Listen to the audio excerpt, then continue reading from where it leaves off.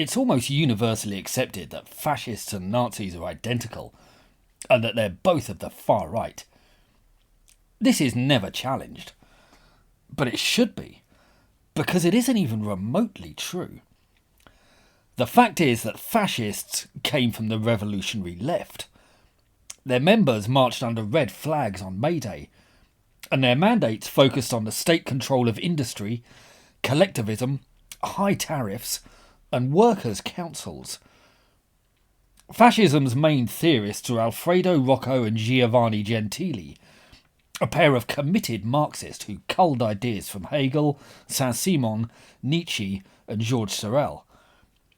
Their truly radical innovation was to reject the international revolution by focusing on the pre-existing administrative structure of a nation-state, while their economic plan was to be based on the theory of syndicalism. Under this system, industries remained in private hands, but they came under total government regulation. Prices, quantities, and patterns of distribution were to be determined not by the market, but by the state. Fascism was designed to embrace all of social life. Selfish individualism was to be replaced by a collective ethic, which put the state and social obligations above personal ambition. So fascism was the complete antithesis of all the values of the political right. In Italy, it was put into practice by Benito Mussolini. Benito was born to Alessandro, a committed socialist who named his son after 3 revolutionary heroes. Alessandro was a personal friend of Karl Marx, and his son Benito was a personal friend of Lenin. So right-wing. Mussolini embarked on a career as a left-wing journalist before falling in with a group of Bolsheviks and radicals in Switzerland. He founded a paper called Class War, the journal of the Italian Socialist Party's extreme wing, and he declared that I am and shall remain a socialist, and my convictions will never change. They are bred into my very bones. He was a committed Red who had helped organise the communist revolutions that swept through Europe in 1917, before forming his new organisation on more nationalistic lines. And he also cited Georges Sorel, the radical Marxist and class war enthusiast, as a true prophet. Mussolini's fascist manifesto called for a minimum wage, workers' representation in government, the repeal of noble titles, swinging progressive taxation to squeeze the rich, the expansion of the franchise, a sweeping programme of nationalisation, and provision for the schooling of the proletariat. You'll stop me when any of this sounds desperately right-wing. Even his final days were spent colluding with socialists and communists, while still denouncing the bourgeoisie. When sentenced to death, his compatriot Bonabacci, another friend of Lenin's, cried, "Long live Mussolini! Long live socialism!" In Britain, Mussolini's black shirts were emulated by Oswald Mosley's British Union of Fascists. But Mosley, while he had flirted briefly with the Tories, was a Labour MP. His fascist also had a populist socialist message, which opposed governments in thrall to a wealthy elite, while demanding action over the housing and working conditions of the nation's poor, though it must be admitted that the Labour movement widely opposed him too. But what about the Nazis? Well, National Socialists and Fascists are entirely distinct movements for one thing, though they are similar in numerous respects, particularly their origins, aspirations, and approach to economics. But were they right-wing? Well, Hitler joined an organisation called the German Labour Party. He was attracted to that movement when Gottfried Feder gave a speech entitled "How and by what means is capitalism to be eliminated?" Hitler was won over by Feder's attack on the increasing power of banks, corporations and department stores, and Feder was widely acknowledged as a supporter of the socialist revolutionaries, who briefly transformed Munich into a Soviet-style commune. It's also well known that Hitler spent time as a tramp, so it's odd that people assume he supported privileged elites rather than the underdog everyman. A perusal of Mein Kampf might make them change their minds. Hitler was profoundly affected by the penury he endured in Vienna, and much of his book focuses on such social problems and on what he called the poverty trap. He was repulsed by inequality and privilege, and he chiefly sought to address these ills. Hitler believed that the cultural differences between the classes arose from the contrasting circumstances into which they were born. He concluded that the aim of all social activity must be a means to find a way of eliminating the fundamental deficiencies which necessarily bring about the degradation of the individual, or at least lead him toward such degradation. He had despised the Habsburg regime since his youth, and his distaste with established elites and his hatred of inequality were repeatedly cited as his primary motivations. He was initially drawn to the Social Democrats, whose manifesto focused on improving conditions for the working classes. Yet he abandoned them when discovering this claim to be false. They actually preferred the working classes to be kept down, so they would look to them for leadership. But Hitler genuinely sought to improve their situation, albeit on his own terms. Hitler railed against the slow elimination of the personal control of vested interests and their gradual transference of the whole economic structure into the hands of joint stock companies. He lamented the impact of money-grabbing capitalism, and he despaired over how the German state railways are now to be turned over to international capitalists. His solution to such issues was to make sure that capital remained subservient to the state and to safeguard the social rights of the workers.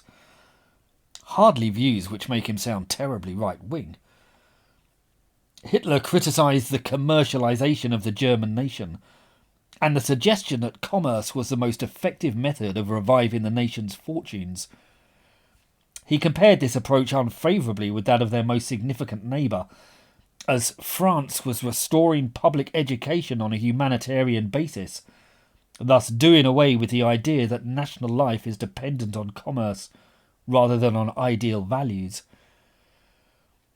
It was this aversion to capitalism, this decidedly left-wing stance, that informed Hitler's most infamous position, his hatred of the Jews. Hitler's animus stemmed from a perception of the Jewish role as a merchant, banker, landlord, newspaper mogul, department store owner and capitalist. In Hitler's mind, this justified the series of historical pogroms against them. They were a legitimate reaction against their greed and mercantile activities. The Jews were, in essence, a privileged 1%, though it was not Hitler who coined that phrase.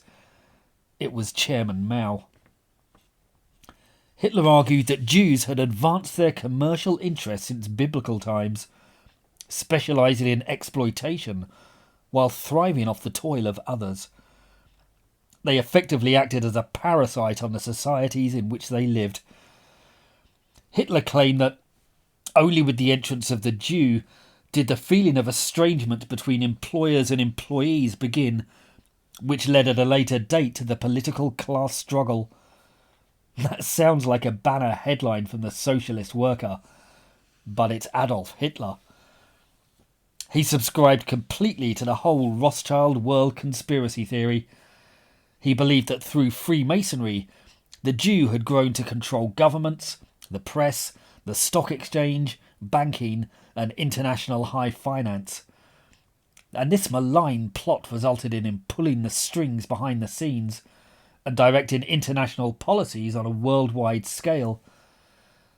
Hitler was certain that this cabal lay at the heart of the inequality he campaigned against. The rise of the Jew meant that the small artisan worker disappeared, and the factory labour who took his place was effectively disinherited and unable to provide for his old age. This left the Germans suffering from alienation. He was thus determined to smash the privileged system that ruled Germany and to focus on improving the job prospects and material conditions of the working man. And he was as good as his word on these claims. The 25-point programme of the Nazis, which was issued on 24th of February 1920, called for equality, rent controls, the nationalisation of industry, profit sharing in heavy industries, old age pensions, start-up schemes for small businesses, land reform, and prescriptions on usury. It's a distinctly left-wing manifesto.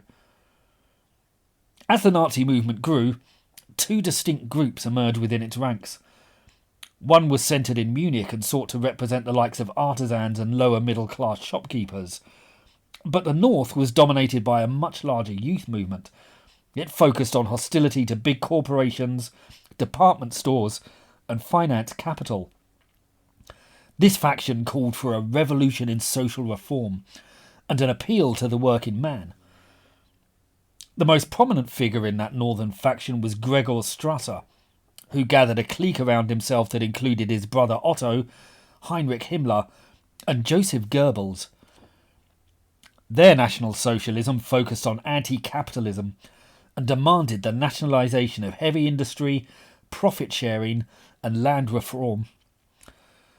Strasser wrote that we National Socialists are enemies, deadly enemies of the present capitalist system with its exploitation of the economically weak, and we are resolved under all circumstances to destroy this system. Goebbels also attacked the money pigs of capitalist democracy. Hitler did not entirely commit to their programme, but he did not repudiate it either, and he put Strasser and Goebbels in charge of propaganda, an indication of the significance of their manifesto. Ernst Röhm was even more radically far left than Strasser, and was executed less for ideological reasons than because Hitler saw him as a potential rival. The brown shirts, who had been the enforcers of the Nazi movement, focused on working class agitation against privileged elites to complete the National Socialist Revolution. The finances that Hitler received from big business had been greatly exaggerated. Regardless, Lenin worked with capitalists too, and so do the modern-day Labour and Democratic parties, and no one calls them right-wing. The Nazis were primarily a proletarian movement that opened up cells in working-class institutions, effectively their own form of trade unions, and they agitated for and supported strikes. It's true that Hitler made efforts to widen the Nazis' appeal to win power, because he was a pragmatist, but these leftist roots cannot be denied. The Nazis were also radical eco-warriors who opposed animal cruelty, passed environmental protection laws and Clean Air Acts, banned smoking on public transport, and recommended organic farming, rural living, and vegetarianism. Rudolf Hess, Hitler's deputy, championed homeopathy and herbal remedies. Himmler was also obsessed by natural holistic remedies and insisted on the spread of herb gardens in Nazi institutions. The Nazis virulently opposed hunting and any form of animal cruelty. It was because of their leftist appeal that support for the Nazis surged in the economic meltdown that followed the Wall Street crash. Privileged elites, capitalism, and the free market seemed to have failed. So the people looked around for a different approach as the solution. The Nazis had been clear for decades that they were an anti-establishment, revolutionary movement, and they retained their anti-capitalist stance as the Depression tightened its grip. When they seized control of the state, the Nazis implemented the robustly left-wing policies of the famed economist John Maynard Keynes. His fiscal approach merged with the adoption of Italy's syndicalist financial line. This provided the basis for both Volkswagen and the Autobahn, with large state-led projects proving the order of the day. Hitler allowed private ownership, just as Mussolini had done, but that liberty depended on their subservience to the state. and big business was compelled to finance the healthcare, maternity leave, pensions, and rent controls introduced under the Nazis. What they eventually constructed was a command economy known as Beerwelstkraft. Under this system, centralised planning replaced the market, and buyers and sellers were no longer permitted to base their economic activities on the laws of supply and demand. Instead, the state regulated production quotas, allocated resources, decided who produced what and where, and set the prices for material goods and services. Some entrepreneurs were left alone, but others, like the Rothschilds and Skoda, saw their assets confiscated. In 1934, Hitler gloated to an enthusiastic Mussolini that capitalism has run its course. 4 years earlier, he had assured Otto Strasser that I am a socialist, and a very different kind of socialist from your rich friend Count Reventlow. I was once an ordinary working man. I would not allow my chauffeur to eat worse than I eat myself. Strasser had accused him of conciliation with the bourgeois parties of the right. It was the worst insult one Nazi could hurl at another, because they were very clear that they belonged on the other side of the divide. And they were not alone. It was widely accepted at the time that Hitler was a socialist, even if he was considered an undesirable and uninvited guest by many of that persuasion. Harold Nicolson was first among the students of fascism, and concluded of Nazism that it is certainly a socialist experiment in that it destroys individuality. He judged it to be a kind of militarised socialism, while Julian Huxley, the half-brother of Aldous, concluded that Nazism was a short-cut towards the unified socialist state which should be our goal. A short-cut it may have been, and there were fears that it would give socialism a bad name, but no contemporary suggested that the movement was conservative or right-wing in any way. The leftist German poet, Horst Wessel, an avid supporter of Nazism, who was christened the Socialist Christ by Goebbels, would certainly have agreed. Drouet La Rochelle, the noted writer and intellectual, had switched his allegiance from communism to Nazism, as he perceived the latter as a better bet for imposing the national socialism he craved, while Max Eastman, W. H. Chamberlain, Peter Drucker, and F. A. Voigt all concluded the essentially identical natures of fascism and communism in the 1930s. Friedrich Hayek had done the same in devastating fashion, and concluded that few were ready to recognise that the rise of fascism and Nazism was not a reaction against the socialist trends of the preceding period, but a necessary outcome of those tendencies. In The Lion and the Unicorn, which he wrote in 1941, George Orwell, who harboured no doubt that Nazi Germany was economically socialist, argued that the speedy collapse of France the previous year proved that competition was inefficient and that socialism was superior to capitalism. It even proved to him that a planned economy is stronger than a planless one. The West, he argued, should learn from Hitler's example that planning works and the chaotic scramble of the free market does not. Orwell further claimed that any who argued that the Nazis were not socialists was simply in denial of an incontrovertible truth. We have to admit that as Hitler and Mussolini aged, they evolved, and they cast off many of the trappings of their radical youth. But their left-wing socialist roots and overarching economic approaches cannot be denied. So why do so many people think that Hitler was right-wing today? Well, that's because nearly a century ago, Stalin told them to think that. It's not a very good reason, but it happens to be true. So there you go. If you've enjoyed this film, please like and subscribe. And if you're interested in these topics, I've written 2 books which go into them in extensive detail. They're called The Tyranny of the Left, and they're available on the links below. Please do feel free to pick them up and let me know what you think. Thank you.